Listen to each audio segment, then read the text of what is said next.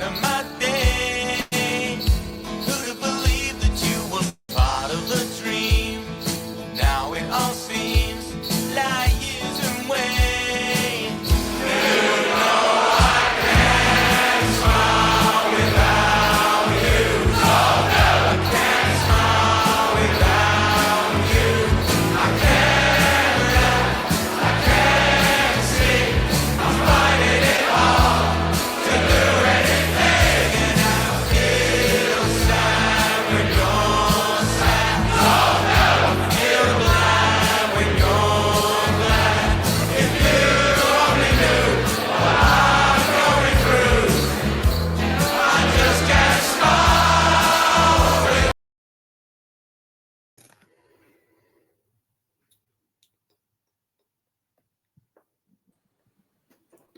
What is happening, people, and welcome to this opposition preview. I'm delighted to say I'm joined by Nazira for this opposition preview, Liverpool versus Tottenham this weekend at the Tottenham Hotspur Stadium. Nazira, how are you doing? I'm good, thank you. How are you? Thank you for having me on. I'm very good, thank you. Thank you so much for your time. You've been doing well? Yeah, I'm good, thanks. Been busy Good with stuff. Liverpool season being up and down, but we'll get into that more when we talk about it. We absolutely will do. But before we get going, would you like to introduce yourself, talk to people a little bit about you and what you do? Yes, so I am Nazira Yusuf. I am a football journalist covering Liverpool for Haters TV. I've been doing that for about 3 years. Watched Liverpool lift their 20th league title, seen them win games numerous of times, also being in the bad times as well. I'm not just a reporter as well. I'm a big Liverpool fan and have been since I was a little child, a little girl, but obviously with it now becoming a big thing of women in the media, I feel as though now is a good opportunity to get myself out there, speak about more on Liverpool and their season, and just generally I feel as though with Liverpool at this moment in time, they're very much up and down, and I feel as though it's very important not to just talk about Liverpool Football Club on the page, but it's also important to talk about off it, because we all know what's happened during the summer as well, and there is a lot of noise not just on the pitch but off it too. So I think it's really good to have me on this podcast today, where I'll be able to dissect that a little bit more and what the ins and out of what that football club is going on about. Oh, great stuff. Exactly that. Thank you. Well, let me tell you, it's a pleasure to have you. So really appreciate you giving me your time for this opposition preview. Of course, we are doing a couple of things as well ahead of this game this weekend on Yeah. our channel. So really do appreciate it, and you do some great work. But if you're listening on YouTube, please do like and subscribe. Do get in touch and let us know what you think of this as well and how you're feeling. Whether you're a Tottenham fan, Liverpool fan, or a neutral going into this game. So it's still a big one, even if both teams aren't hitting the high standards that maybe we'd hoped or expected, in particular with Liverpool. But Nazira, let's review firstly the Liverpool season so far. What have been your thoughts? I assume you're thinking it's underwhelming. Yeah, I feel for everyone at Liverpool fans, everyone inside the club, I thought going from the back of last season, we all thought Liverpool going on to win that Premier League title, their 20th, they'll be on such a high of wanting to go on and retain that Premier League title. But obviously, it hasn't been the case for them this season, with them going on to lose, what was it, about 9 games in 12 in all competitions. And currently, Liverpool are going through that slump. Similar to Tottenham, where they just can't find consistency in terms of their results. Like, there seems to be a game where Liverpool went on to beat Inter Milan in the Champions League. We all thought that Liverpool would go on and turn a corner, but what did they go on and do? They drew in recent games versus Sunderland and Leeds, two teams where you expect Liverpool to go on and beat, especially having gone and retained that Premier League title last season. Not only that, but spend £450 million in the summer, where you don't see many Premier League teams go on and do, just splash out completely on transfers when it comes to the summer transfer window, especially because Liverpool aren't a club known to go on and spend huge amount of money on big players. Yes, we know that Alisson Becker, Virgil van Dijk came in the summer many seasons ago, but Liverpool very rarely have a massive overhaul when it comes to their spending. And on the other side as well, on the flip side, Liverpool didn't only just spend, they shipped out plenty of players as well. So I feel as though that has become a major reason as to why Liverpool have been so inconsistent. I feel as though Arne Slot is trying to get the best out of his 11 that he puts out on the pitch, he still doesn't know his best 11, which is quite concerning considering we are like 15, 16 games into this new season. And I feel as though for Liverpool at this moment in time, it's all about, now they've gone on to beat the likes of Inter Milan. They beat Brighton at the weekend. I think now is all about turning that corner with a proper confident and more conviction, and trying to believe in the fact that they can go on a run where they can put results together, because we have seen in the last couple of months where Liverpool do go on these runs where they have gone and put teams aside. Like we beat Arsenal, for heaven's sake, in September, was it in August or September? And we all thought that Liverpool are going to be there and thereabouts for the title. But it's dramatically changed, where Arsenal are currently 5 points ahead in that Premier League title race, and Liverpool are currently sitting just below the top four. Who would have thought that at the start of the season? Nobody. So I feel as though for Liverpool going into this Tottenham fixture, not only do they need to go on and put a performance in, they have to go on and get 3 points, because if anything, they need to show that those results versus Inter Milan and Brighton were not just papering over the cracks. It was more sure to show that Liverpool are going to be turning a corner, and they are going to be battling for that top four place, because no doubt getting top four this season will be a difficult task, because there are plenty of teams in the running for it. We've seen the likes of Manchester United, we see yourselves, Tottenham in it, we see the likes of, even though Sunderland are currently flying high in the Premier League, they are there and thereabouts. You've got the likes of Aston Villa as well. They are currently in that position of a Premier League title race, but I don't think they ultimately are going to be there towards the business end of it, May and March and April. I just feel as though Manchester City and Arsenal, it'll be a 2-horse title race, personally. Fair enough. Yeah, I think that's very fair to say based on what we've seen so far. But a lot of people will look at it and go, Liverpool fans and also just football fans in general, so non-Liverpool fans will go, look, Slot doesn't deserve that much credit. They'll say it's Jurgen Klopp's team last year. It was all ready to go. He didn't do too much. And then this year, when it is kind of on him, it hasn't gone to plan. So a lot of people look at that and go, he's got to go. But then the flip side, a lot of people will go, he deserves a chance. He deserves A, backing in the window, but B, time, because he won the title last year in his first season. Being honest with you, against the odds, and then he just needs a bit of time to turn it around. So it feels like there's no in between. There's like polar opposites. But where do you sit with Arne Slot right now? We'll get onto the Salah situation in a bit. So at the start of the season, when the results weren't going our way, I was giving him the benefit of the doubt. I was like, the reasons that you've just gone and mentioned, whereby it's a new team, his own players. These players are having to adapt. Unlike Alexander Isak, who came from the Premier League, you've got the likes of Jeremy Frimpong, Florian Wirtz, Hugo Ekitike, by the way, has hit huge strides since coming to the Premier League. I feel one of the best signings of the summer from a Liverpool perspective. I feel as though these type of players have come into, and Milos Kerkez, don't forget as well, he's come from the Premier League.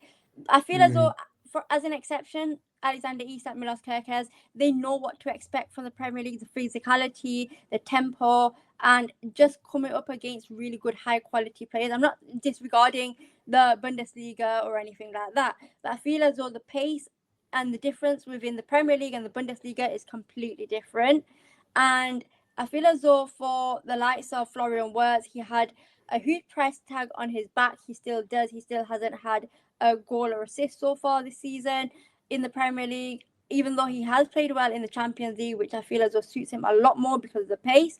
I feel as though for Arne Slot at the moment in time, he just needs to, I think personally, just give him this season to allow him to embed these players. It's not going to be a quick fix.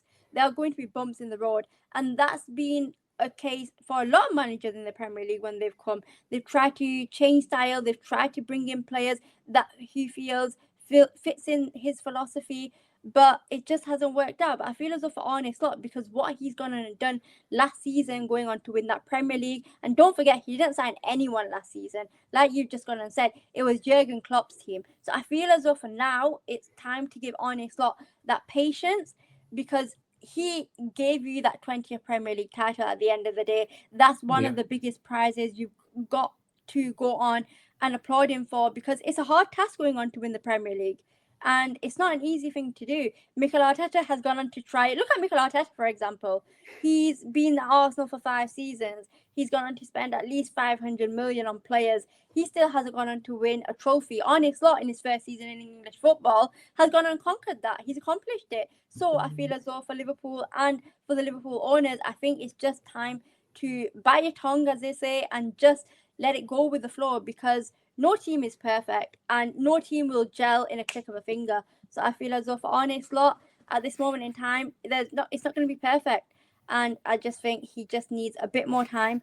And I have no doubt that this Liverpool team will come good. Maybe it is going to be probably towards the end of the season, but it's better late than never, I guess, isn't it?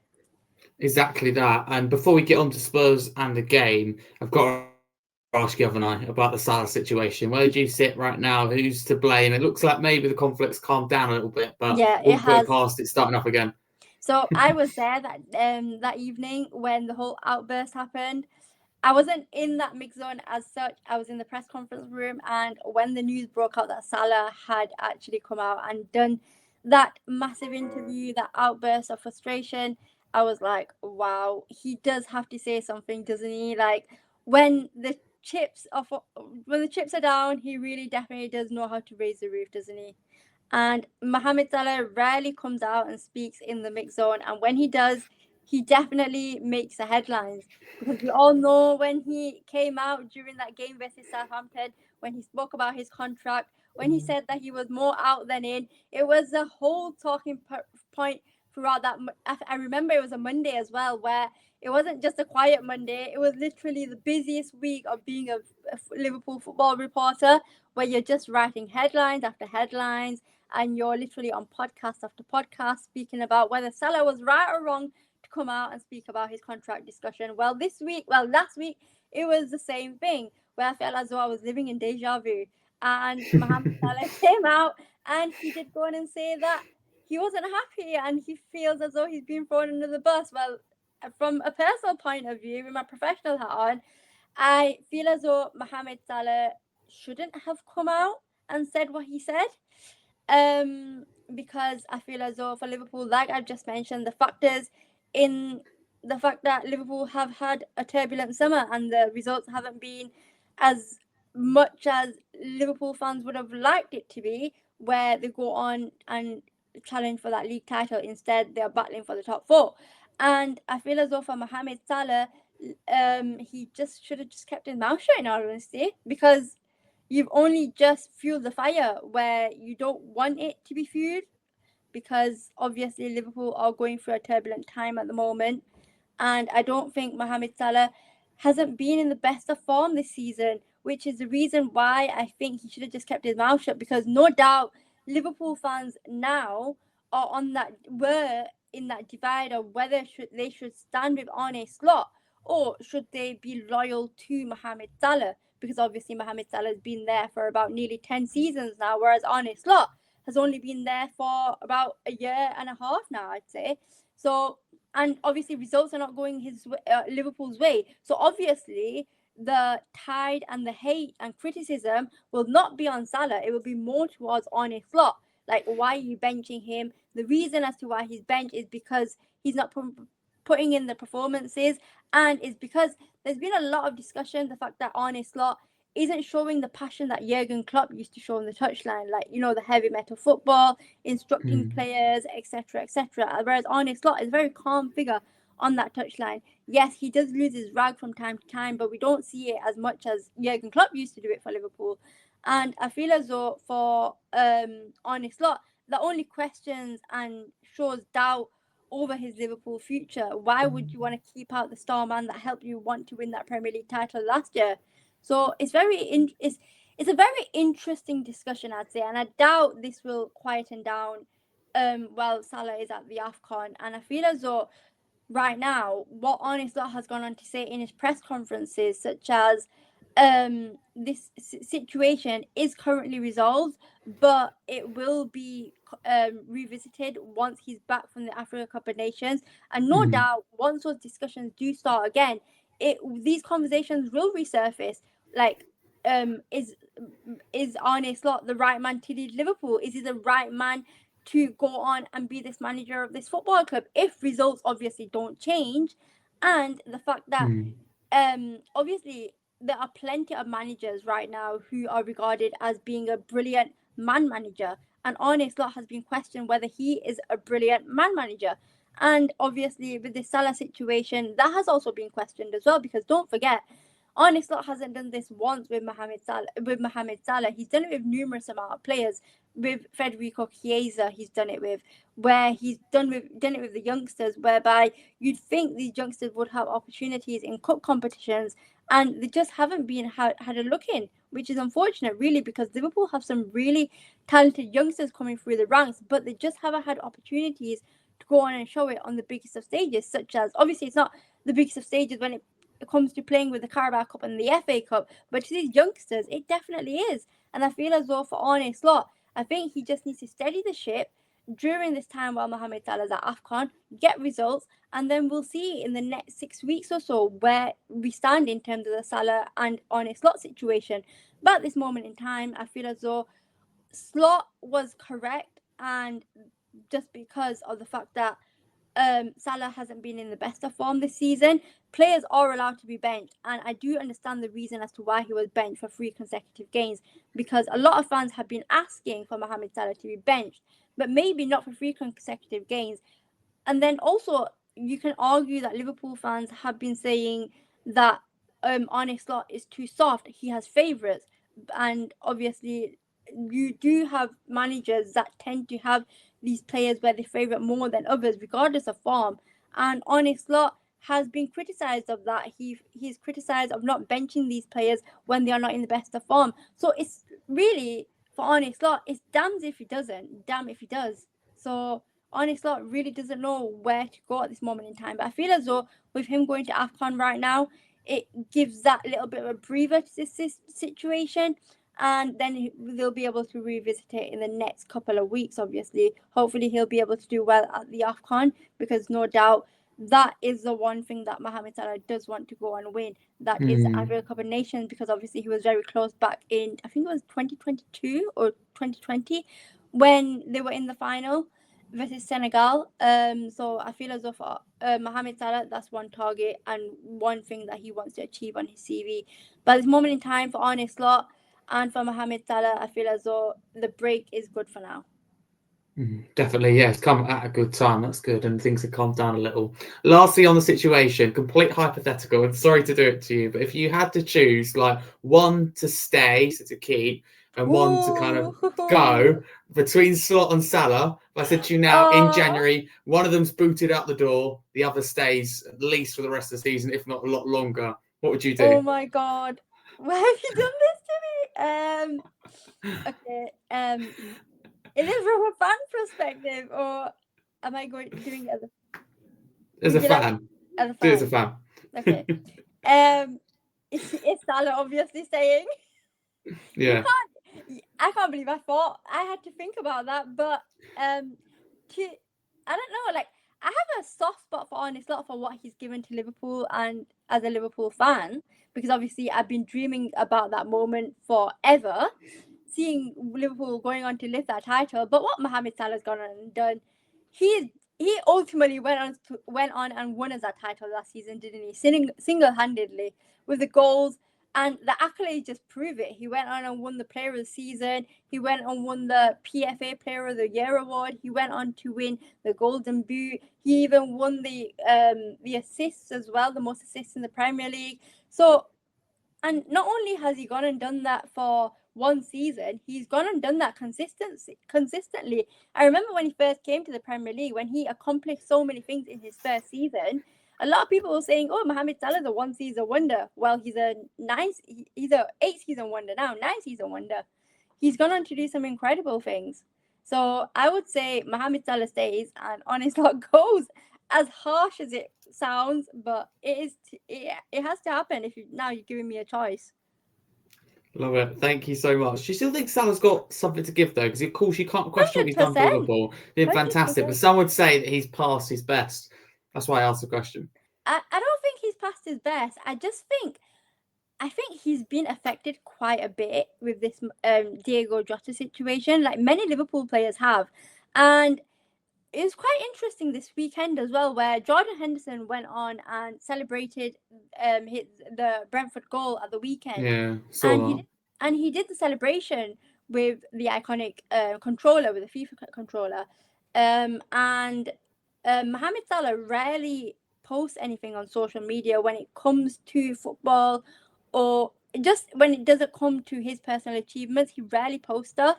And I feel as though what he went on and did during the weekend by reposting Jordan Henderson's picture and putting love heart emojis on it, I felt as though that spoke a lot of volumes on the situation and how Mohamed Salah is currently feeling. And we all saw what he was like in the first game of the season versus Bournemouth. Remember at the Cop End where he was emotional when he was clapping the fans? I feel as though this situation is being very much undermined by rival fans, on how much this is being very much affected these Liverpool players. Because don't forget, day in, day out, they spent a lot of time with Diego Jota, and they obviously have his shirt in the dressing room.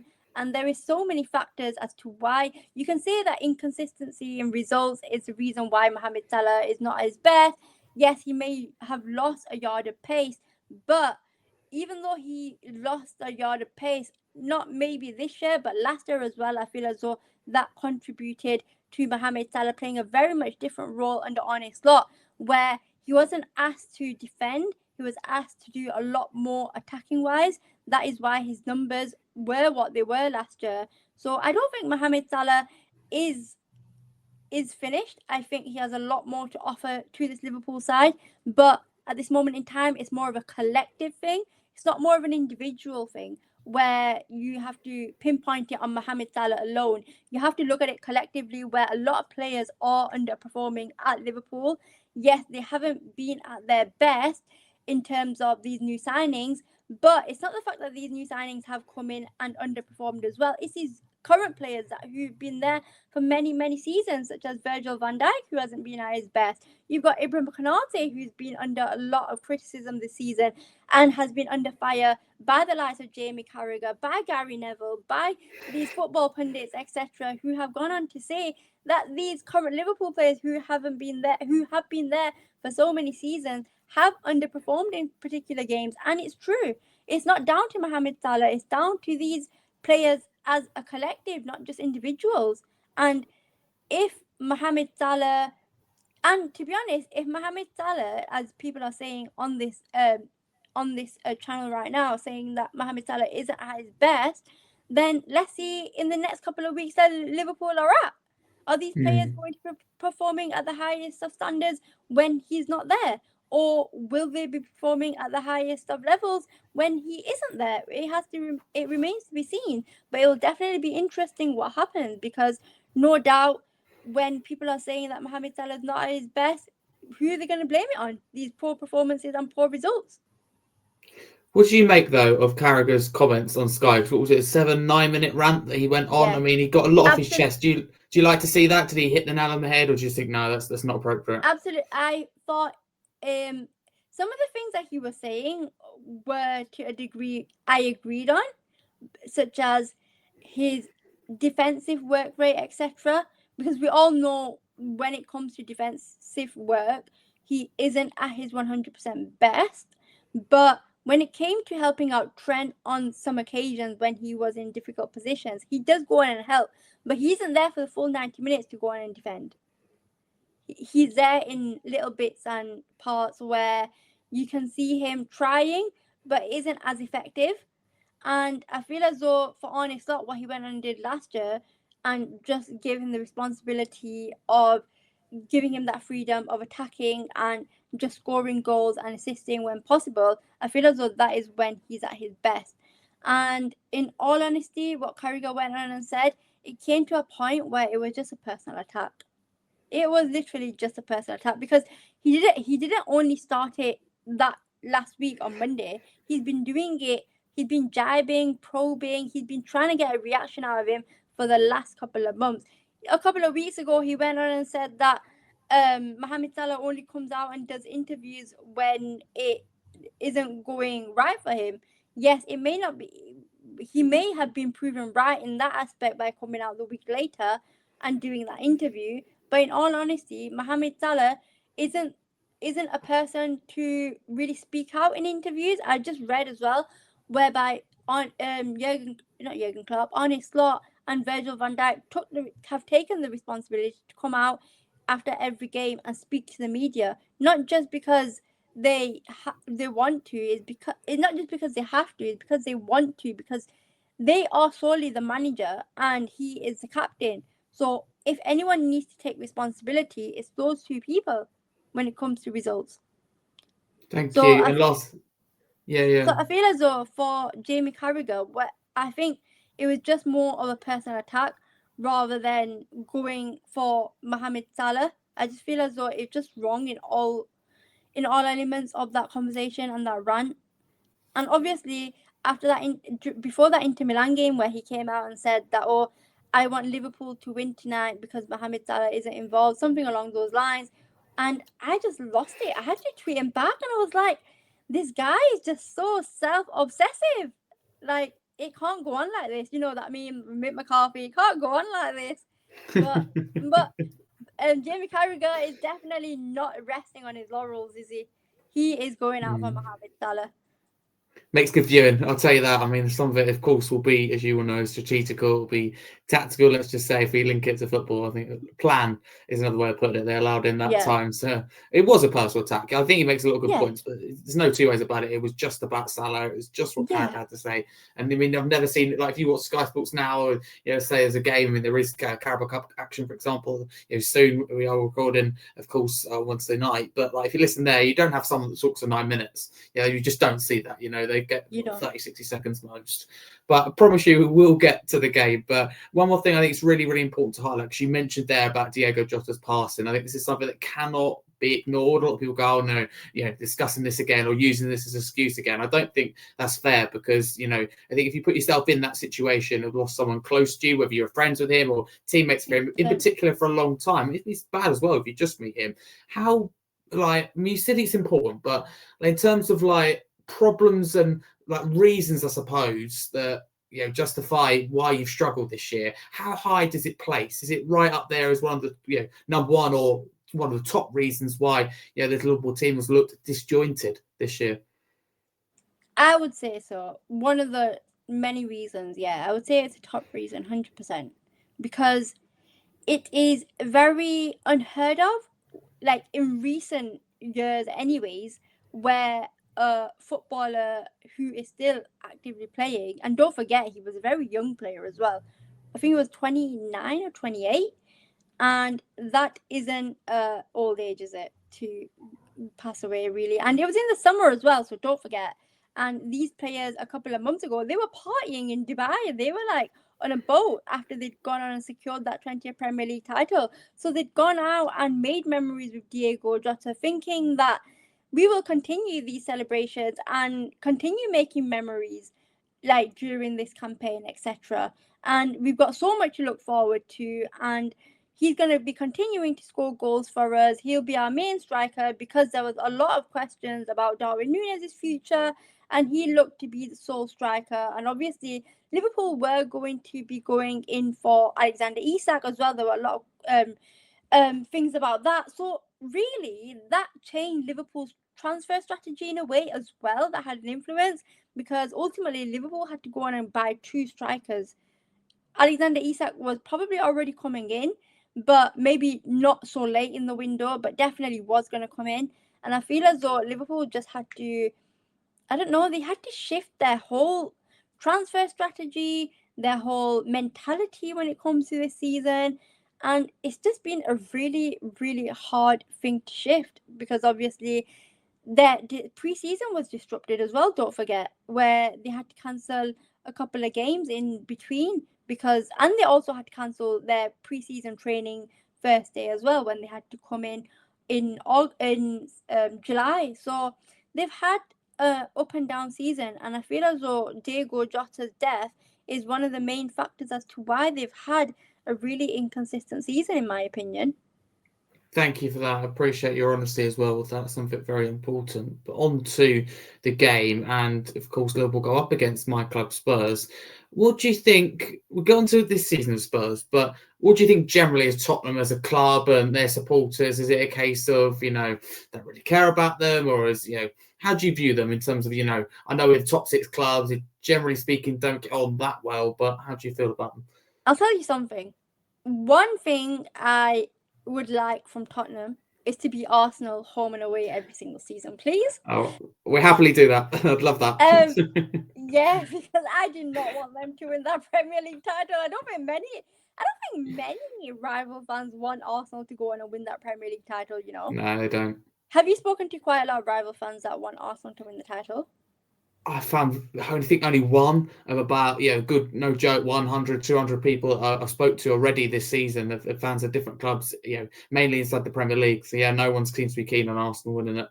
Well, you can put me in that list as well because I don't know with Tottenham. They seem like one of those clubs similar to Liverpool at this moment in time, going through that phase where Thomas Frank isn't really getting the best out of his players. And for Tottenham, I feel as though they are a good team on paper, but they just aren't showing it on the pitch. And I feel as though for Tottenham Hotspur at this moment in time is trying to navigate a very difficult situation whereby they went on and won the Europa League last season, and they're trying to break into that top four. And there are so many teams that are probably a lot better than them in this moment in time, and that's why they're finding it difficult to break into. And I think with Spurs, it's more of a mentality thing. How can you keep going and going to, for example, the Etihad, like beating them nearly every season at their ground, but then you can't beat the likes of, I don't know, Brighton. You can't beat the likes of Sunderland. You can't beat the likes even of something like Wolves at home. We just Wolves every at year, home, for again this example, season, yeah. we give them Wolves 50% of their points total this year. It's and just Wolves crazy. team you have only got 2 points. Exactly. Absolutely crazy. And like I don't understand it. Like, and no doubt on Saturday you'll give us a really hard game, and you do so. Apart from last season where we went on and beat you, what was it, about 6-2 or 6-3? I think it was. Oh yeah, that crazy game. Yeah, where Luis Diaz went on and scored like a bundle of goals. And I think that was probably one of Luis Diaz's best performances. And I think that's one player who Liverpool extremely miss massively. Yes, definitely. Luis Diaz, because what Luis Diaz gave, the attributes, I don't think you can find that in a left winger. I think just generally in the Premier League, we have very limited left wingers where you have the attributes of press, you have the tenacity, the pace. We don't have that anymore in the Premier League. We have very rare players. I think Kudus, when he was at West Ham, he was good in that left wing role. And then you've got the likes of who is it right now who is really good? Semenyo. I think Semenyo is really good as well. And I feel as though for Tottenham Hotspur, they just need to, I think, buy some more players, because don't forget they're going through an injury crisis. Yeah. And I think, no doubt, Tottenham will be giving us a hard game on Saturday. 100%. Thank you. I mean, we didn't play Son. I mean, as a Liverpool fan, you'll know that's crazy not to play someone of Son. Great for Tottenham, a Premier League great as well. I'm not just saying, in terms of quality. Literally, we signed no left winger and we let Werner go. Of course, he's loan ended, and also then we let Son go as well. So 2 left wingers, well, no, 3 as well with Solomon. 3 leaving the club, yeah, and not one, literally coming in. But then don't forget, Son. He never just used to play as a left winger. He used to play across that front line. And I feel as though with Tottenham, they don't, obviously with Dominic Solanke's injury, you can't really rely on Richarlison to provide you the goals week in, week out. He isn't that type of goal scorer that Spurs need. I know you bought Kolo Muani, but really, is that going to solve your striker problems full term? I don't think so. I don't think those 2 players are effectively going to get you 20 plus 30 goals you need to get into that top 4 or at least get you a trophy. Yes, I know last season you won the Europa League, but if you want to keep consistently winning trophies, you need to buy better strikers. And I feel as though that's where Tottenham lack massively. Yes, they have the creative players with Javi Simmons. You've got currently Kulusevski and James Maddison out with injuries, and you've got Bentancur as well, who can provide that creativity. Can Bentancur really provide you that creativity though, even though he plays slightly deeper sometimes? Yeah, that's quite a good point. I think he's been disappointing generally. Yeah. Which is a But when shame. he did first come to the Premier League, I thought he was a breath of fresh air. I agree with you, but he got 2 injuries in the space of just a few months and 2 serious ones as well. And I just think he's come back. He just doesn't take that risk. When you get like 50-50, he'll back out of it a little bit, for example. Or he's just a different player. I think that on top of Ange come in, and Ange went, look, change your game. So he used to be this risk-taking midfielder in lots of ways, with tackles, with passes. Now he's just a really safe side, kind of side to side, back to back, sideways backwards kind of midfielder is the way I call him. Who's safe. He's going to 9 times out of 10 get the pass right, but he's not going to create your chances, which is a shame because Ben Scorley come in was not quite a 10, but almost like a forward-thinking 8 that would go and press, win the ball back. He'd be your attacking output. If we lacked like the creative players, whoever it be Maddison, whoever it may be, or a bit before that, like whoever we had at the time, wasn't on it or they weren't in the team for whatever reason, Ben Scorley would step up. We have lost that, which is, a little bit of a shame. And as you just mentioned, whereby you had Ange Postecoglou, I think another problem with Tottenham is the cycle of managers constantly changing. Like, you went from, who was it? You went from Jose Mourinho, then you had like Ange Postecoglou, then you had Thomas Frank come in, and you had such high hopes when Thomas Frank came in, obviously, with what he went and accomplished with Brentford, etc.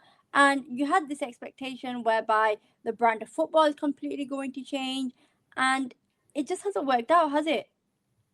No. Do you think that's down to injuries, or do you think that's down to his tactics and game plan, really? What do you think that's down to? It's a good question. Thank you for asking. I think Frank has got to take some level of responsibility, right? But I am one of those fans that thinks he needs time. He needs time and he needs backing, which is key, right? And I totally get that Tottenham, I'm not going to pick us up here or put down Brentford, but it is a little bit of a step up, from Brentford to Tottenham in terms of history, blah, blah, blah.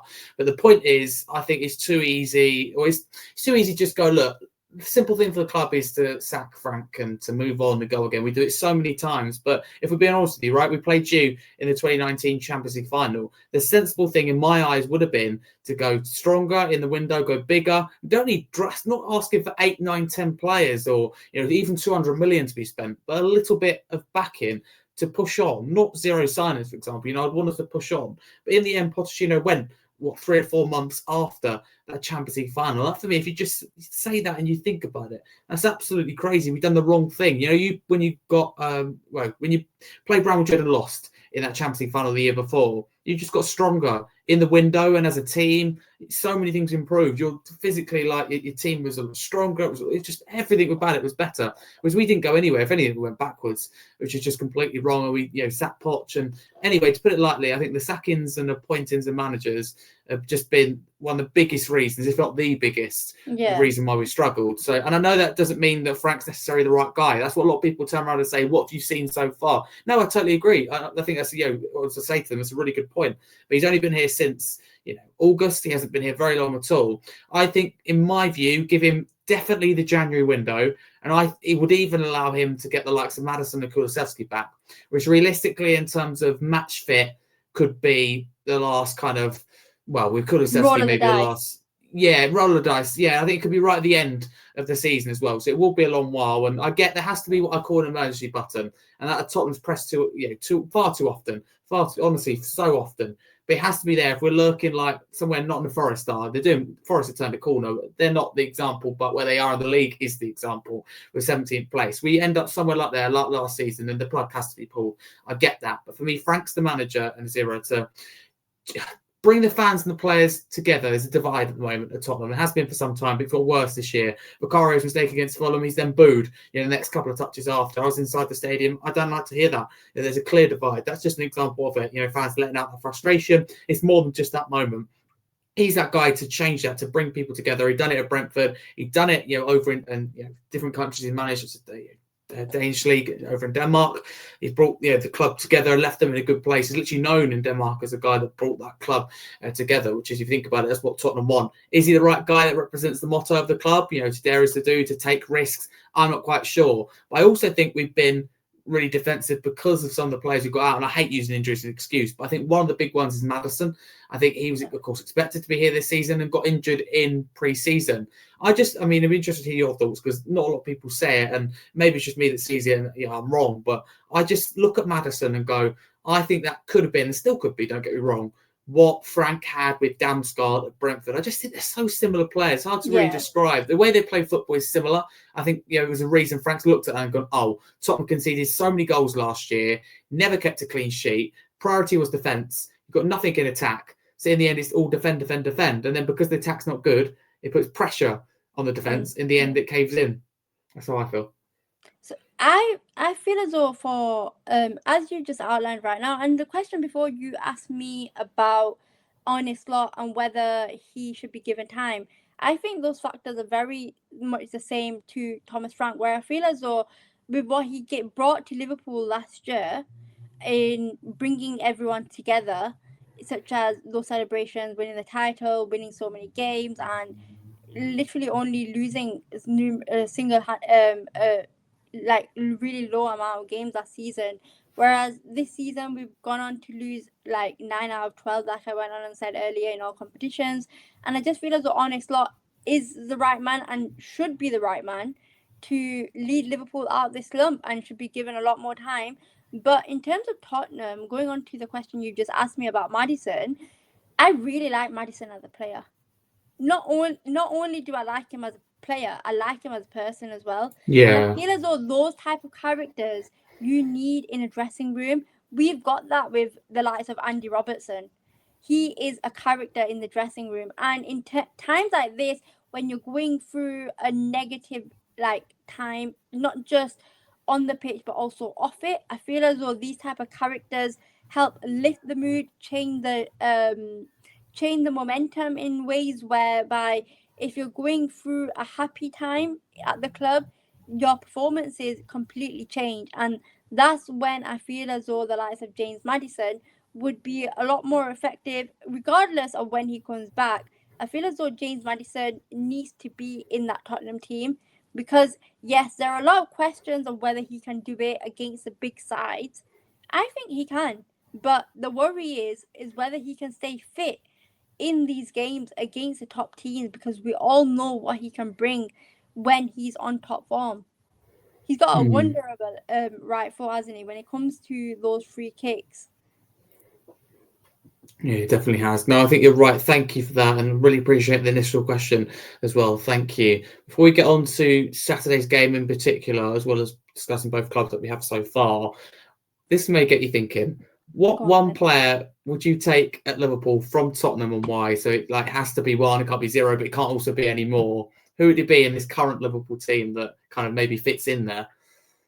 So a Tottenham player to a Liverpool squad? Right, yes. Okay. There's a few. I have to pick one though, yeah? Just one, yeah. But afterwards list some of the ones you would also take. But if you choose one for now, then explain. I think it has to be one of your centre-backs, Romero or Van de Ven, for Konate. I don't know, there are different attributes that I like from Romero and Van de Ven, which would complement Van Dijk as a defender. Because obviously Van de Ven's got that pace, and as we spoke about earlier about Mohamed Salah, age, etc., Van Dijk isn't getting any younger, is he? And he's not, no. And Van de Ven could be a good partner alongside Van Dijk, But then you've got Romero, where he's got that grittiness about him, and he's got that stubbornness, and he's just a lot more physical. He's not afraid to get into a challenge, is he? So I don't know. I think I would. But then with Romero, there's also that rash thing as well, where he doesn't think. So He's going though, if I'm honest with you. I mean, Romero does concern me. He's still got yellow cards, but in terms of red cards, you have to go back to the end of 2023 now, which is astonishing. I got Yeah, told that the other day. I exactly. thought, Like, really? A lot of yellows, but not reds anymore, which is positive, I guess. yeah, and so I think that would be one of my cons when it comes to probably picking Romero, where he goes head first rather than think about anything. So I'd have to go with Van de Ven just because I want 11 players on the pitch. Yeah. No, it's so true. No, it's so true. Thank you. Are there any others though that you would like take if we go beyond that one now? You mentioned, of course, both Spurs centre backs. Anyone? I mean, I totally get why you wouldn't want anyone maybe in the front three, but anyone in midfield? I mean, again, your midfield's strong when everyone's fit. So Yeah, like midfield. I'm trying to think now. McAllister, Midfield is strong. very strong. But Doesn't have to as get an 11, by the way. It could be on the bench. okay, You can take. It's I fine. I take Javi Simons on the bench, obviously. You said Madison earlier as well. Yeah, Madison as well. I think for Madison, it's more the dressing room morale more than anything. Because remember Yes. how Oxlade-Chamberlain, when he came to Liverpool, even though he wasn't technically playing week in, week out, he was still a massive part of that dressing room. And I feel as though building friendships and building those relationships only strengthens the chemistry on the pitch. So I think, and that's ultimately what's happened at Arsenal. They've been together for about 4 or 5 years, and Arteta has brought in players gradually, not all in one go, where they've been able to build that mentality, those connections in that back line, especially with Gabriel and Saliba. So I feel as though having those type of players are integral to a dressing room. So yeah, I would probably go for that, and I think maybe Kudus play Yeah. Kudus off because obviously we know how how versatile he is. Sorry, playing across that front line. So I would potentially go with Kudus, Madison, go with Javi Simons, and I'd go with Van de Ven. Great stuff. Thank you. Do you have a favourite memory of Liverpool playing Tottenham? Champions League final. Yeah, iconic. That's a good choice. What would you say would be your favourite in that game, though? Would it be like when you lifting the trophy? Would it be the goal, the final whistle? Penalty. Yeah. The Salah penalty or one of the goals, anyways. I think I'd say Origi goal because of the fact that it was a sense of relief and it was confirmation that we'd won the Champions League, basically. Because don't forget, we lost it the season before, didn't we, against Real Madrid? So obviously that heartbreak has now diminished and we went on and became the champions of Europe the season after. Yeah, huge. That was a great You time. don't sound very pleased with that, but yeah. Well, no, because it brings up bad memories as a Spurs fan. But no, you are right. It's a huge time. It was for Liverpool and of great success. But you deserved it. That's the thing. You were patient. You got to the final the year before. It's what's deserved, and that's as a fan base for you and as a club, you deserve that. For backing your manager, for realizing, look, just one step away the year before to win it. But we just done the complete opposite. I just don't get why we looked at that and went, yeah, okay, let's keep going. Because we had an Asian squad. It was great. We knew, right, we need to change and a lot needed to be done. You guys had an awesome squad. Remember Sissoko, remember Lamella, Ericsson, Harry Kane, Dele Alli. Bloody hell, you had the two best centre-backs probably in my lifetime in Alderweireld, Vertonghen. Then you've got the likes of did Kyle Walker play in that final or had he gone to City by then? Oh, I think he'd gone to City by then. That's a good point. I'd have to check that. I think he went to City before that. But I think you played Danny. I think Danny Rose was involved. Definitely Rose. Game. Yeah, you're right. Rose and Trippier, I think. I swear it's Rose and Trippier. That's my gut tells me that. Yeah, you see, you had such a good team then. Danny Rose, Trippier, you had Hugo Lloris, don't forget. Yeah, as you said, the centre backs. Yeah, you're absolutely right. Who was very much underappreciated by Spurs fans, in my opinion.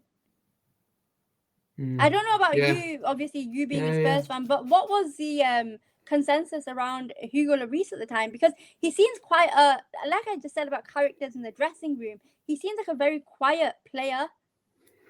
And he probably, that's what you see as well. And then if you watch like the Amazon documentaries, quiet, but when he does want to say something, he does, will say something.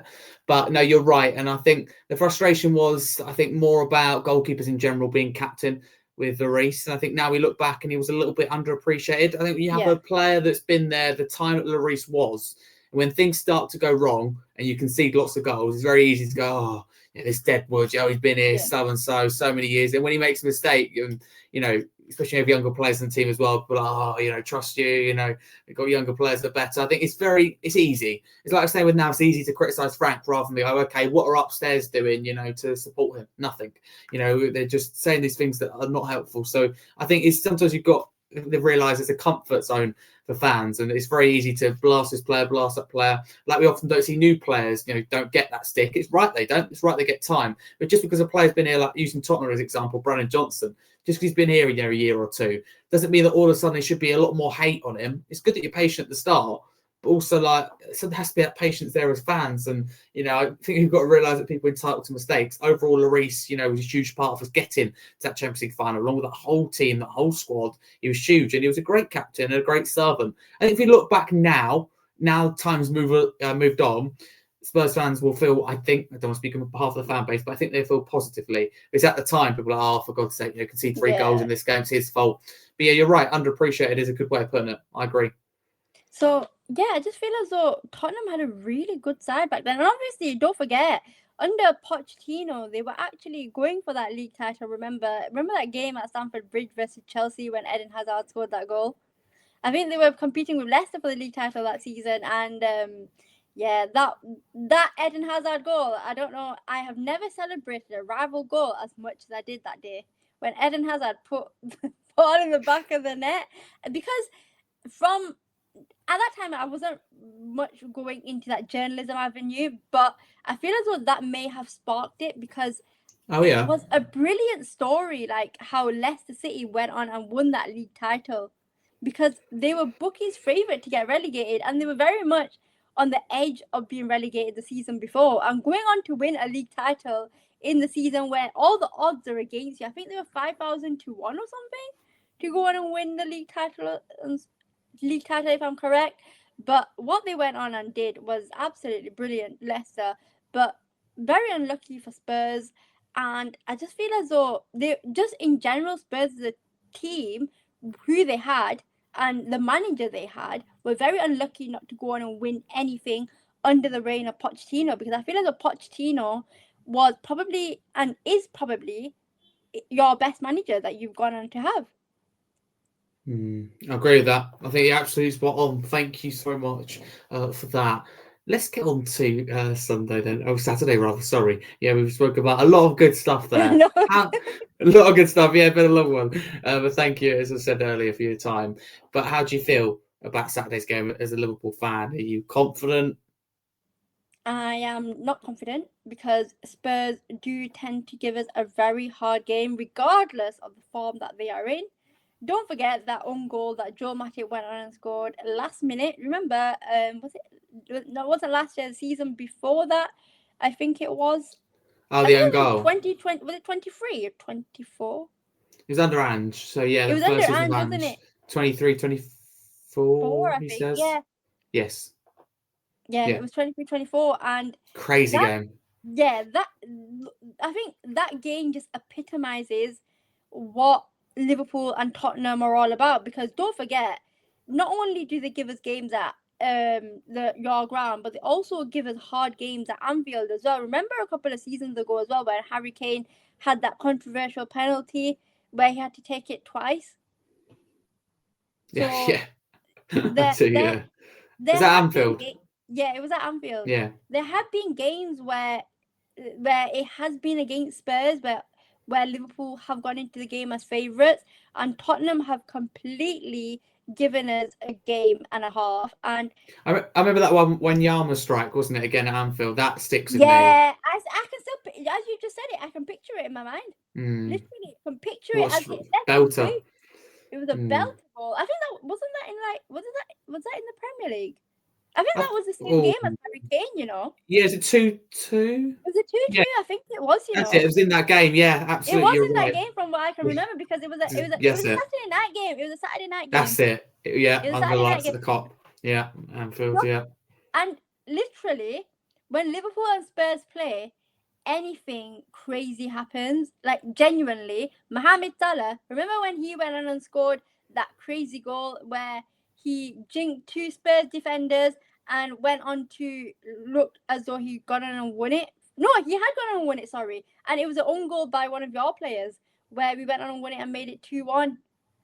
And yeah, it's just and some crazy refereeing decisions, don't forget, in our fixtures as well. When Curtis Jones got sent off, when Andy Robertson got sent off, quite a lot of Liverpool players have been sent off in this fixture. So yeah, I feel as though referees just need to keep their cards in their pocket. But with the way the season is going with referee decisions and basically nobody knows the rules anymore, I think Liverpool players and Spurs players just have to be careful, keeping their hands behind their back, probably giving penalties away. And yeah, just I think we can all agree where you don't know the rules of football anymore, where you think you know it, but we really don't. Anything can happen in a second. It's true, and it's worrying. I think if as a fanatic, which I think we both are of the game, not to know the rules and like basic rules as well. Let's be clear. If I said to you, what's the handball rule, or you just wouldn't know. Offside's a little bit better than semi-automated offside. I give it credit. But even that takes forever. And sometimes I think, really, when I see it back, and I know I'm not going to question it because it's more factual, but I look at it and go, crikey, this has been robotically and like micromanaged, isn't it? Beyond belief. To I know again it's the correct thing, and I don't mind that. If you're going to have like complete micromanaged semi-automated offsides for any offside decision, that's fine. But then we know that we get dodgy other decisions. When I say dodgy, I just mean like inconsistent. Nothing. Inconsistent, yeah. Inconsistent decisions. And it just frustrates me a little bit because that's micromanaged. Then that's like out of control because we know a different referee, it's a different decision. Some decisions are going to be subjective. We know that. But we just know that some things, like tug into the box is a great one. We know in 3 weeks' time, it's going to be a completely different verdict. For me, they shouldn't change the rules unless something is massively wrong in season. It confuses fans and referees. They change a lot at the start of the year as it is.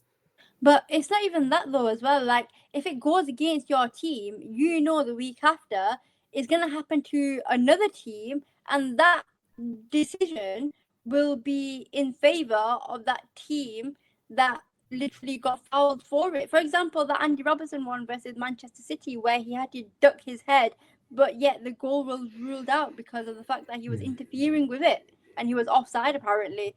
And then the week after, you see a similar goal and it's exactly the same, and that goal has been given. It's crazy. Absolutely crazy.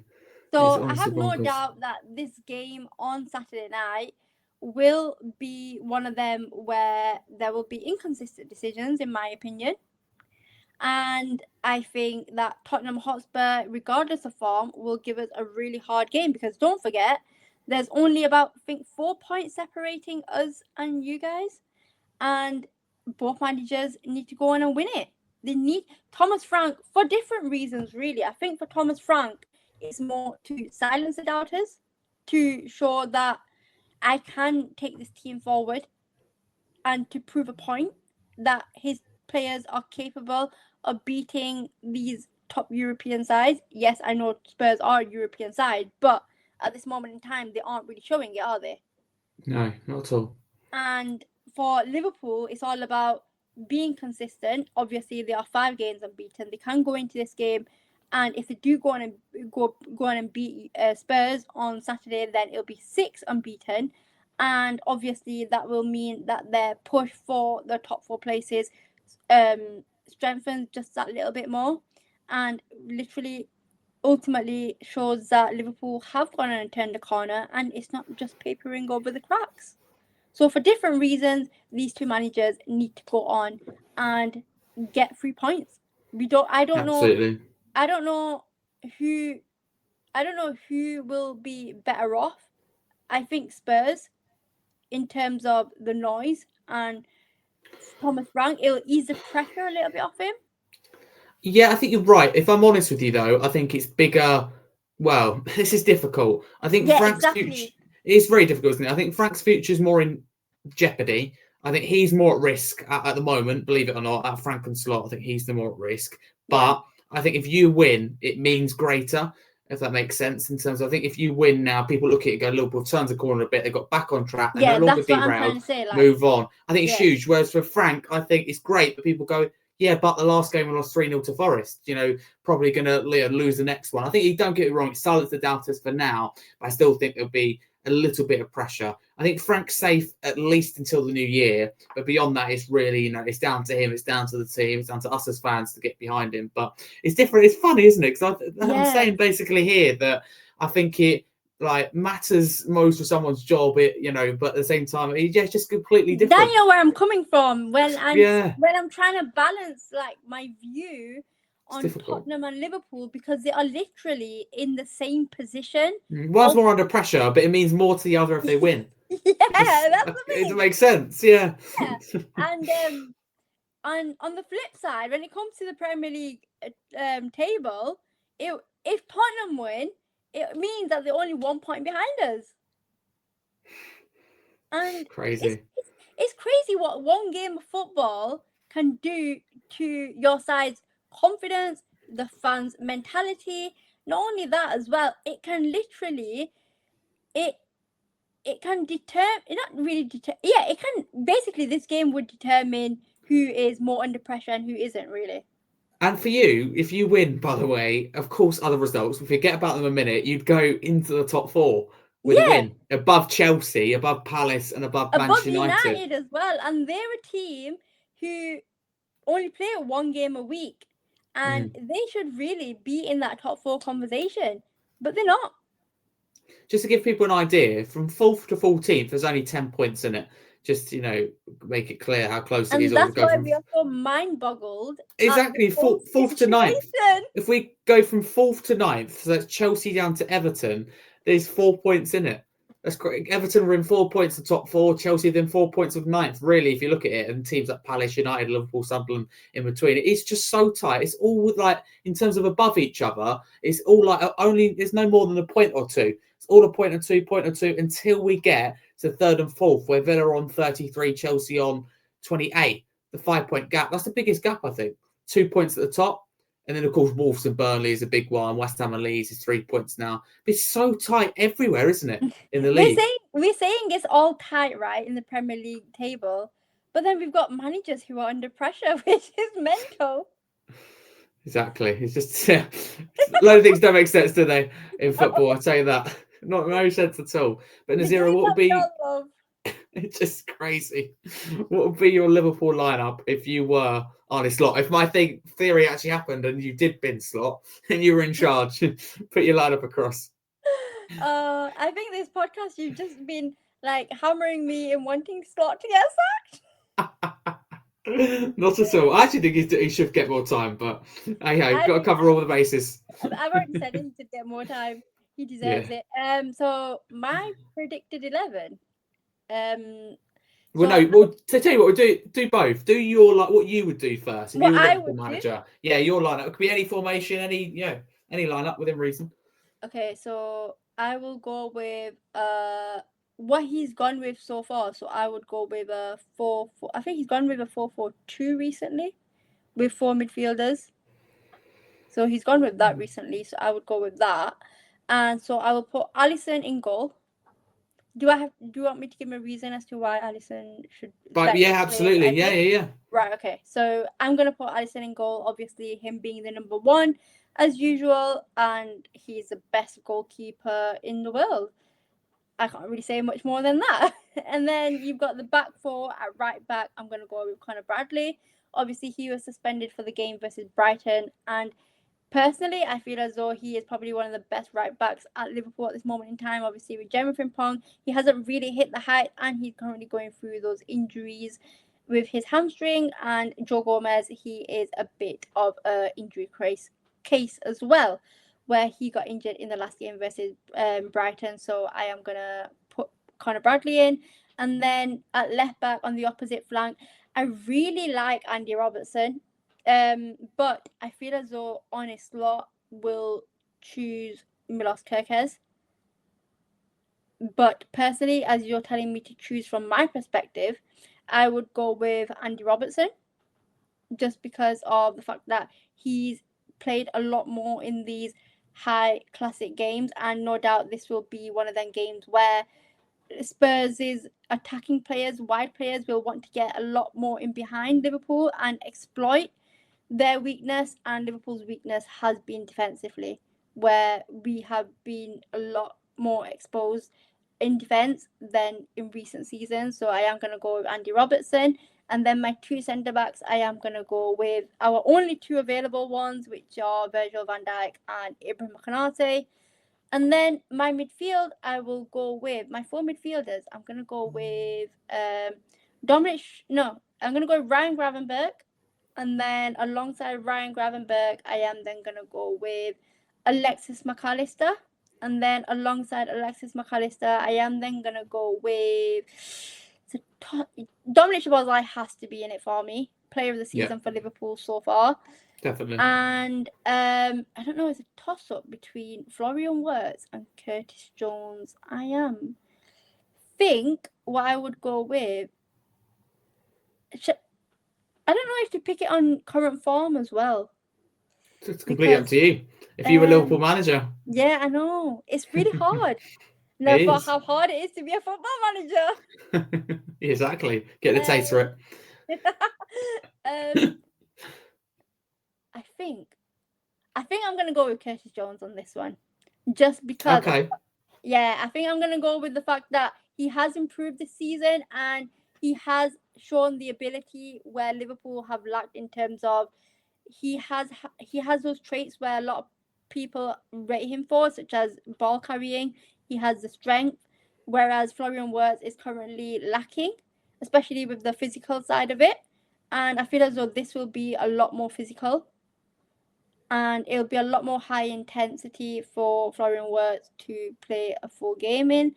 So I am going to go with Curtis Jones. And then my two strikers, I'm going to go with Mohamed Salah, of course, isn't available for this fixture. So he's not going to be chosen.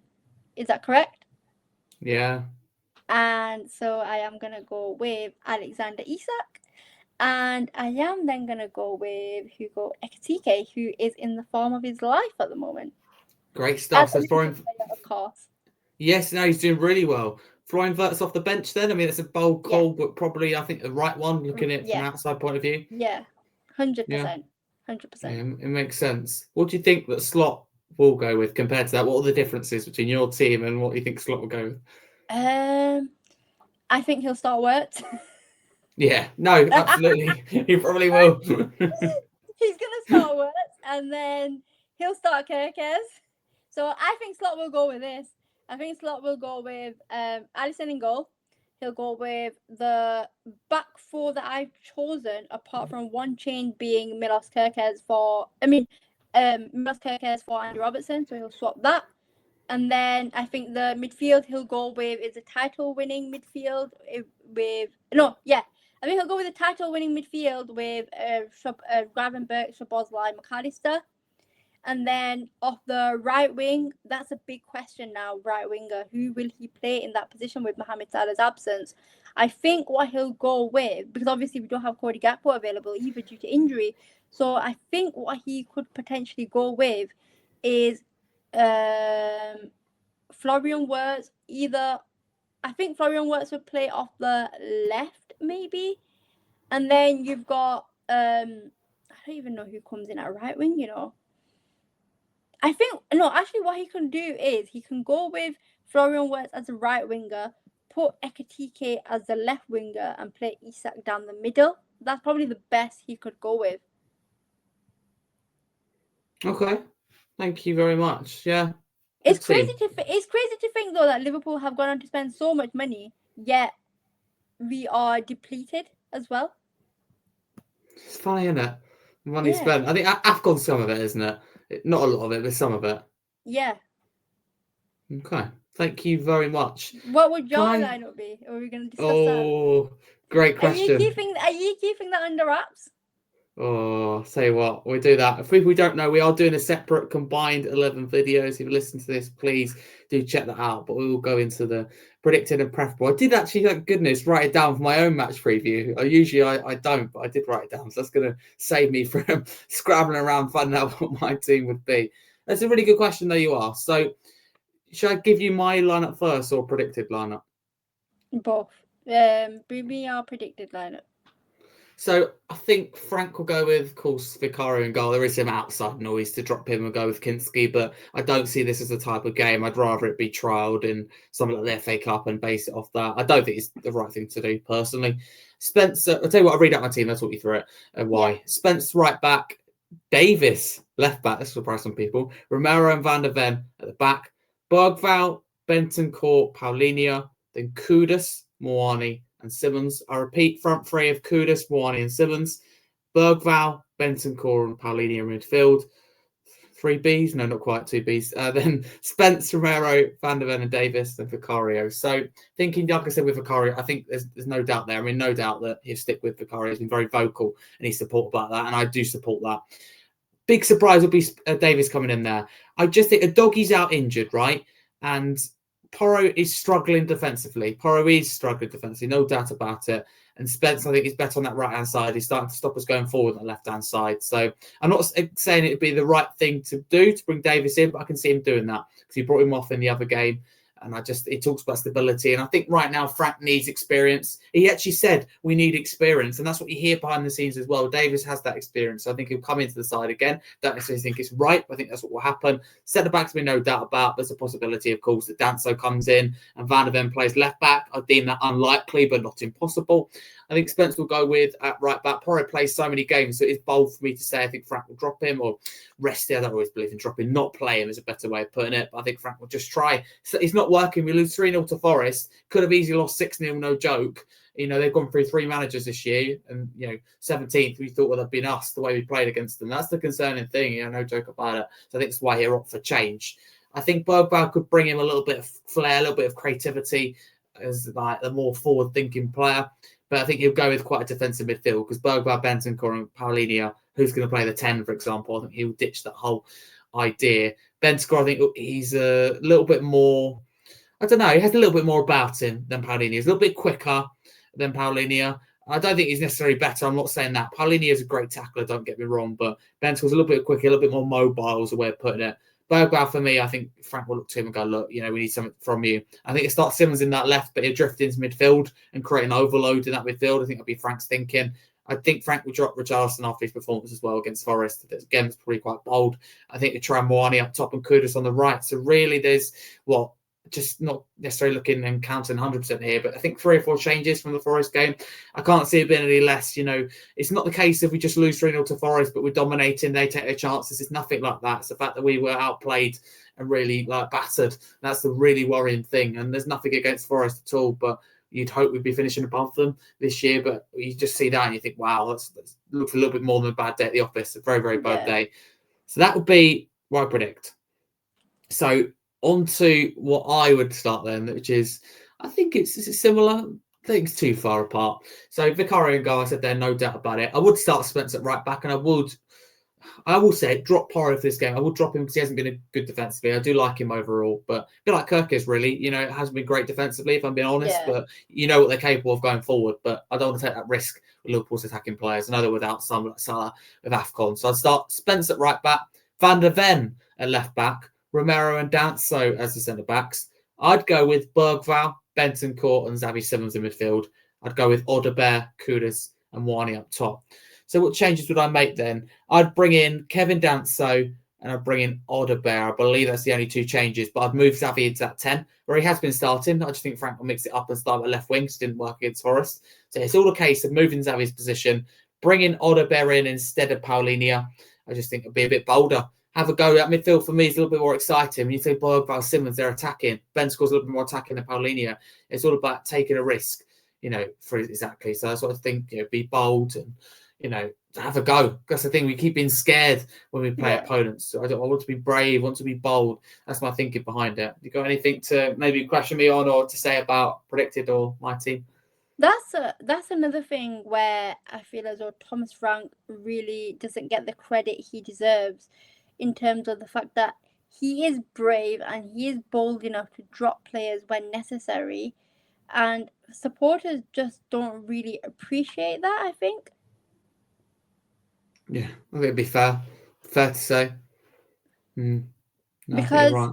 I think with Javi Simmons, it's a similar situation to Florian Wirtz, where they having to Very. adapt to the Premier League, and everyone just thinks that, oh, they'll hit the ground running. It's going to be really easy for them because they played in like Champions League, etc., etc. But they don't understand that these players are not only having to adapt to a different league, they're having to adapt to a lifestyle and a different country, new players, new manager, new system. There is so many factors when it comes to embedding new players into a football club.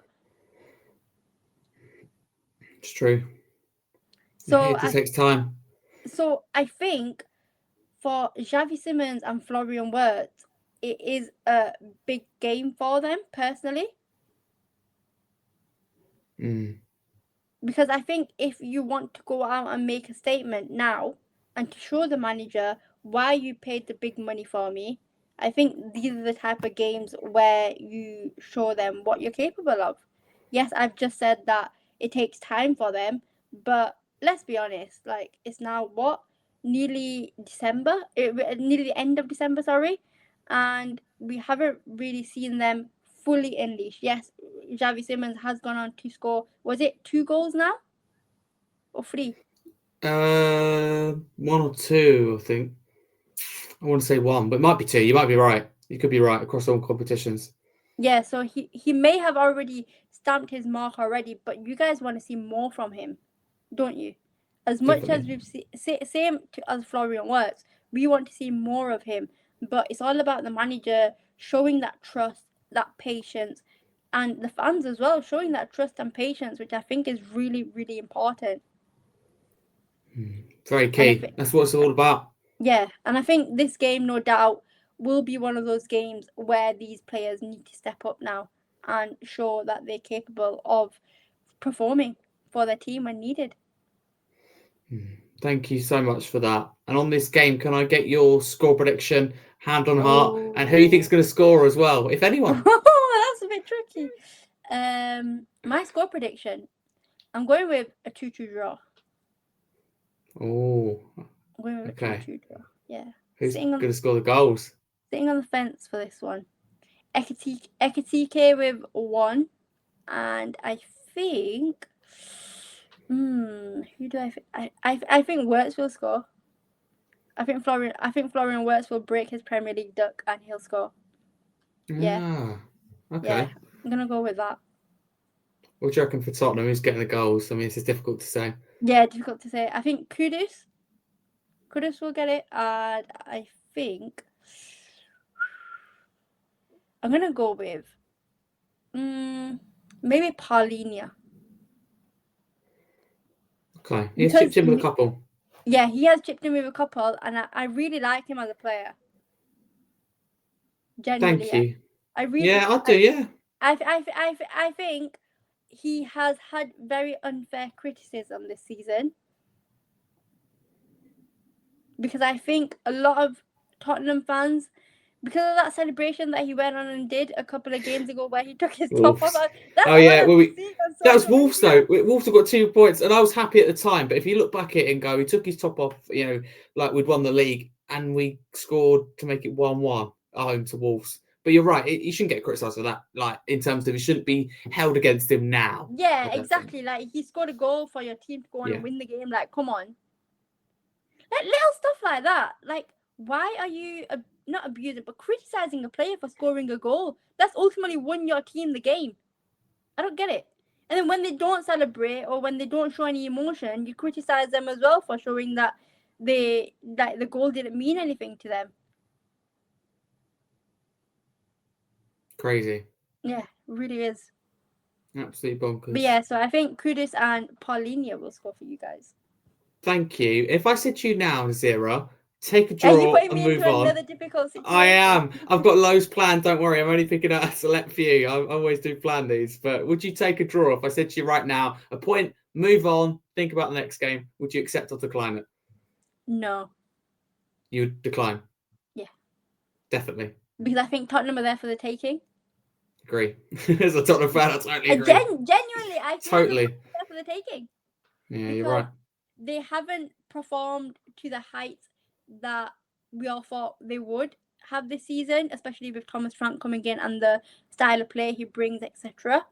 And I think Tottenham at this moment in time with the injuries, I think there are a lot of reasons as to why I would like to beat Tottenham. I think the injuries situation and just the fact that they really are shipping in stupid goals, like really soft goals. It's worrying. Which is really unnecessary. And We started off keeping clean sheets. We kept a lot of clean sheets, but I think in the end, the attacks, if I'm honest with you, the attack's so the attack bad. is very bleak. Exactly. It puts pressure on the defence. Yeah, it's very bleak, your attack. Your attack is very bleak. You don't have no proper striker, like I just said. So I would be disappointed if I was to come away with a point, personally. Thank you. Again, I appreciate your honesty. Even though I just predicted that the game was going to finish 2-2. No, but you're honest. I like it. But yeah, that's what I'm going to go with. I'll be messaging you at the end of the game and I'll be like, I told you so. Yeah, you'll be hearing from me if we win. No, I'll message you regardless. Don't worry. It'll be interesting to see. We want to come back to this and go, look, who was right? Or, did we make any sense at all? Usually me, it's a no. But let's wrap it up with some end of season predictions then for this recording. Let's start with my club, Tottenham. We're going to go through, if that's okay, every competition one by one. So we've got 3 questions basically for each. So with Spurs, where do you think they'll finish firstly in the Premier League? Feel free to justify why for all of these as well.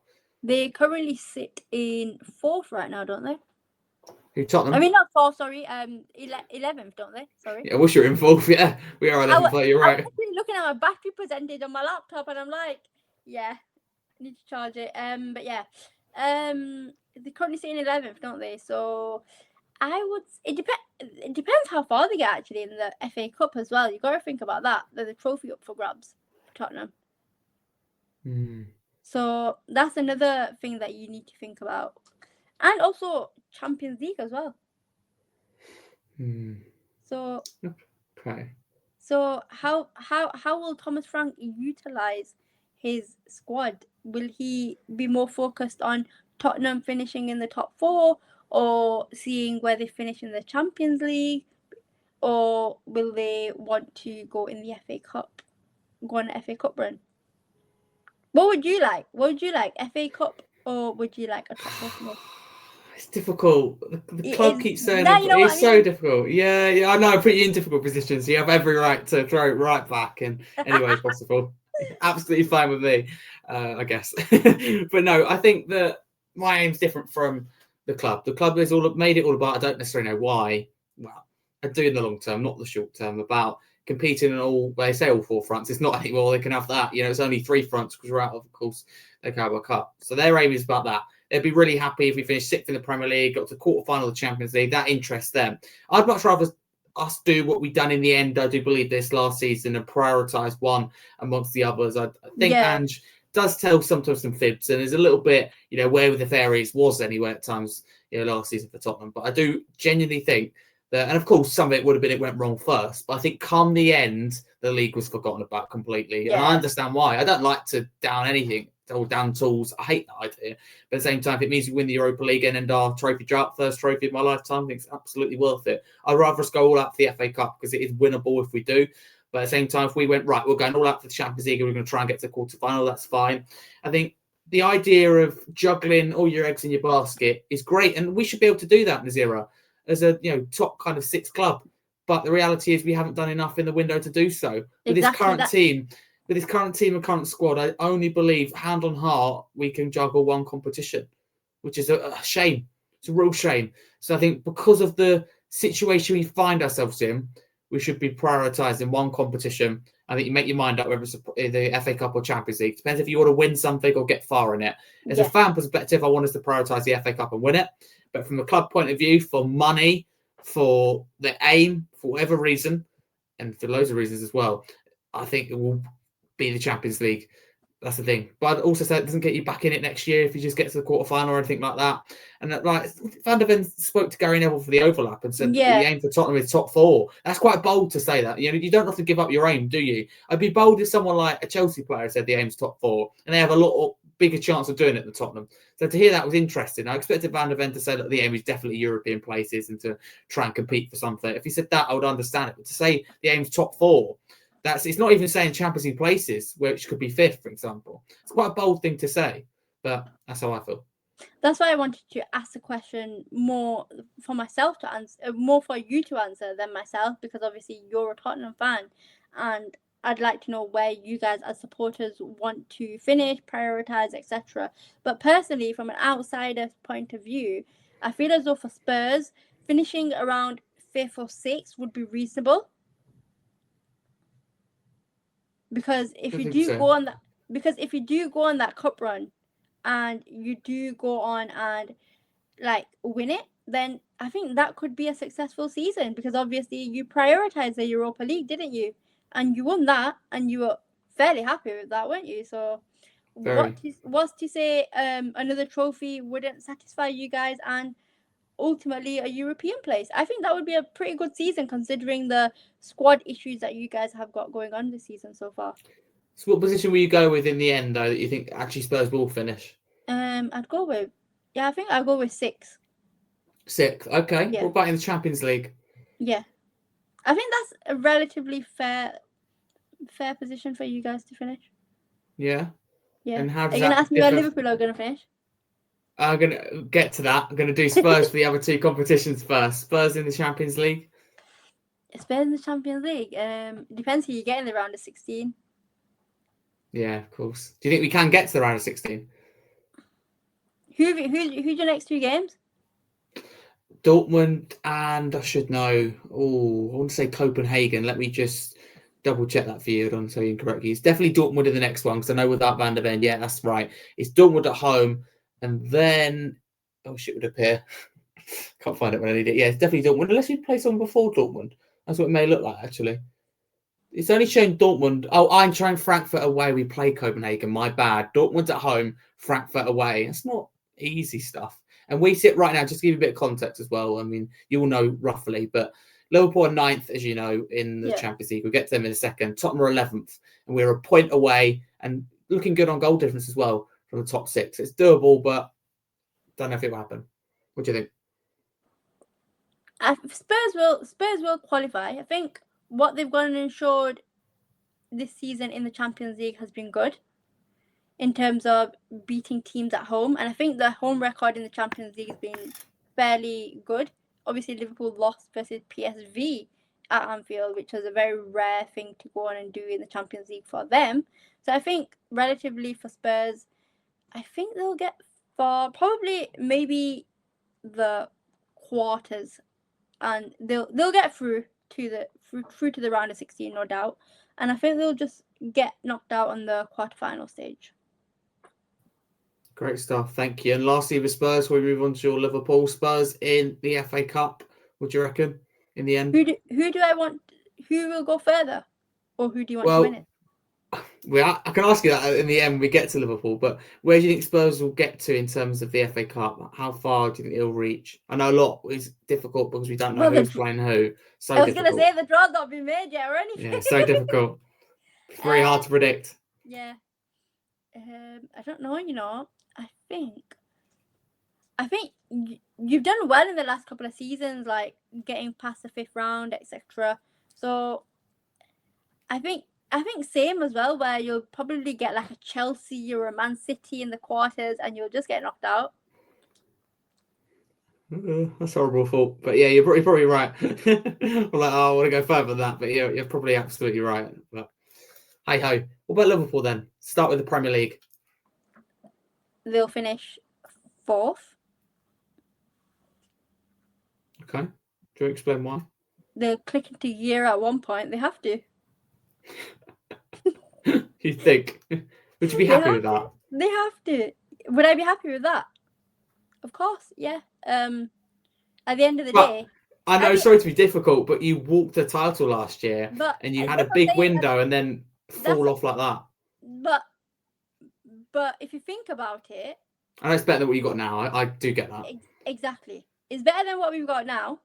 And if anything, if we do well in the Champions League, because Liverpool are known to do well in the Champions League, then who's to say Liverpool can't go all the way and win the Champions League, finish in the top 4, and hey ho, all negativity from this season wipes away.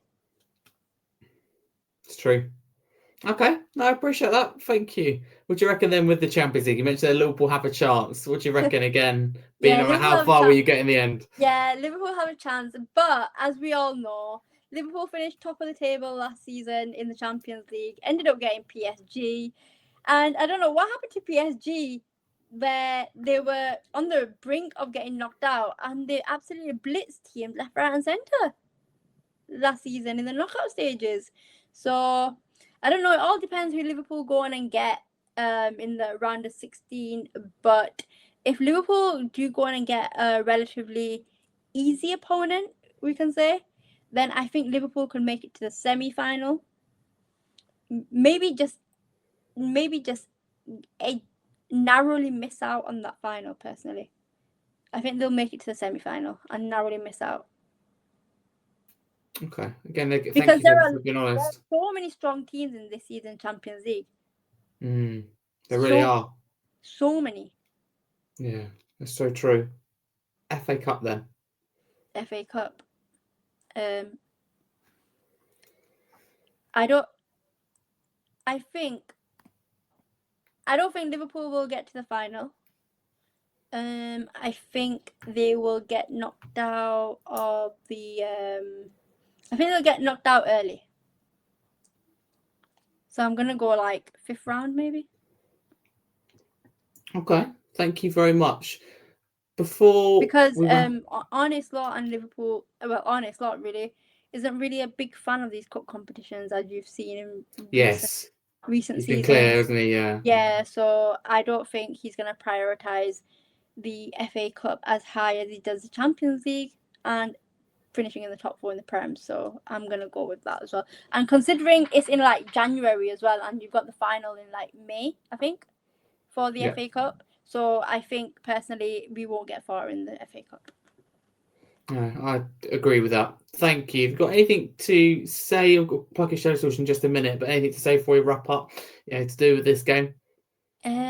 Just hope Liverpool beat Spurs.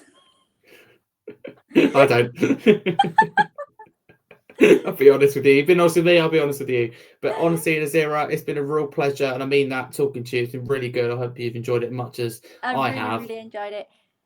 Great. And guys, as well, if you guys want to see, I know you guys are ultimately Spurs fans, but any Liverpool fans on this channel, if you want to see anything Liverpool related, such as news, exclusives, etc., then don't forget to follow me as well. My handle is right there. And obviously, all Spurs fans, you can follow Harry on his channel as well. Thank you very much. I'd love to have you back on again very, very soon. Of course, we are doing the combined 11 video as well. But after that, you're welcome back after the game or when Tottenham Liverpool next play or any other Premier League content. It'd be great to keep up the good stuff. Remind people what you do as well. You talk about the Liverpool content there. Remind people of your job day to day. I have, obviously, everyone is probably on that app in the world, TikTok. I have a TikTok account. My TikTok is below where it's Nazira Yusuf 22. You can find me at Arne Slot's press conferences. You can find me at Thomas Frank's press conferences, pre-match, post-match. I unfortunately won't be at the game though this weekend. I have a weekend off, which I'm really pleased about because I haven't had a weekend off in a while, so I can enjoy this game on my sofa in peace. And so I basically go to Liverpool press conferences, pre-match, post-match. I interview players in the mix zone after games, and I also write reports for Haters TV. And you can see me on various websites, etc. So yeah, if you guys want to follow me, then there is my handle. Don't interview Mohamed Salah in the mix zone, will you? Repeat. But no, all jokes aside, like I said, real pleasure, and make sure you do follow Nazira on all socials. You know who I am by now, so it's the boring stuff. Please follow me at Harry Scarfe 22 if you feel like it across all socials. But I hope you did enjoy this. Of course, we do get fans from other clubs on as well. So if you're listening, please subscribe. If you're listening by audio podcast platform, drop us a follow and a 5-star review. Thank you very much. Enjoy the game. And Nazira, I do apologise, but come on, you Spurs.